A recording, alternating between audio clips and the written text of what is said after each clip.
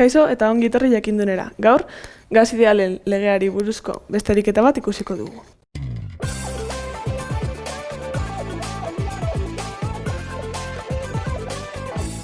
Kasu honetan, temperaturari, presioari eta volumenari buruzko datuak dauzkagunez, gas idealen legea osoa erabili behar dugu.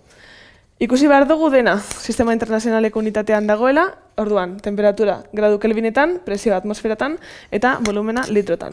Ikusi aldugunez, temperatura ez dago gradu kelvinetan, orduan, pasatu behar dugu, gehitzen 273.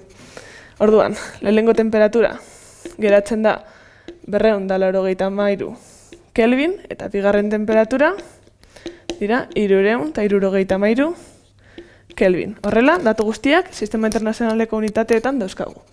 Orduan, gas idealen legea erabiltzen badugu daukagu. Lehenengo presioa, bider, lehenengo volumena, zati, lehenengo temperatura, izan behar dela berdin. Bigarren presioa, bider, bigarren volumena, zati, bigarren temperatura.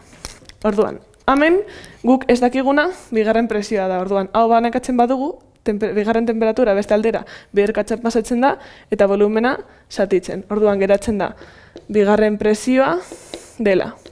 Lehenengo presioa bider, lehenengo volumena bider, bigarren temperatura zati. Lehenengo temperatura bider, bigarren volumena. Hemen datuak sartzen baditugu, horrela geratzen da. Lehenengo presioa atmosfera bat dela. Bider, lehenengo volumena 2 litro direla. Bider, bigarren temperatura 373 kelvin direla.